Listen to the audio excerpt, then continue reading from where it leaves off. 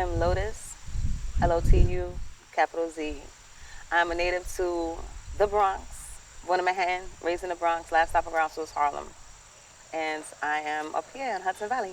I am a multidisciplinary artist, but also a spoken word lyricist, um, a poet, painter, sculptor, actress. I do everything art. Everything art. And how did you get into that? Um, it started with me being a rebel when I was younger, but um, I always was creative. For some reason, the last thing I remember doing young was drawing on napkins and then piecing them together and making pillows out of the said napkins. Parents was not happy about that, right? Wasting napkins, but Yeah. the creativity was there. And what were some of the obstacles you had to overcome as an artist? I want to say was, I guess, opportunity. Um, Another is material, and then I want to say representation, because I didn't have a lot of representation of how good I could be in this space that I was in, so I just kind of created that in a sense for me.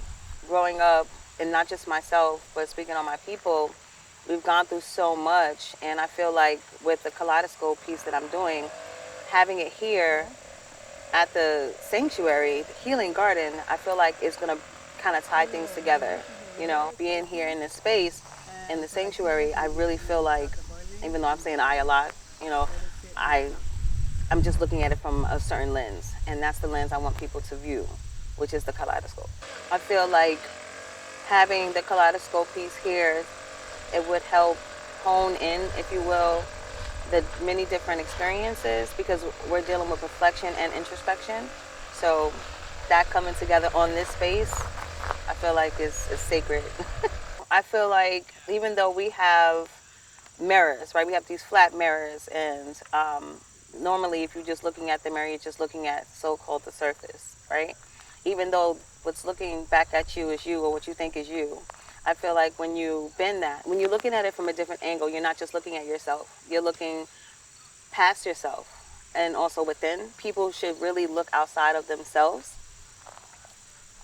but also within, to help better the world. I think a lot of people don't realize the beauty that they have, and when we just look at the surface of stuff, there's so many ways that you can look at people. There's so many ways that you look at things and opportunities. And even if it's an opportunity that's surpassed and things like that, you can also flip that and make that an opportunity. Let's think it positive and things like that. And in 3 words, can you tell me how this garden space makes you feel? I feel at peace. I always start with peace and end with peace with my things, right? So I feel at peace. It makes me feel beautiful. You know, I belong and welcomed. I don't know. This, I guess, and it works in the same way, belong and welcome, but at the same time, sometimes it doesn't, depending on the context. What I want people to know is to, one, not give up, always be you, and be true to you with whatever it is that you're doing, as long as it's positive and not negatively impacting other people or the earth.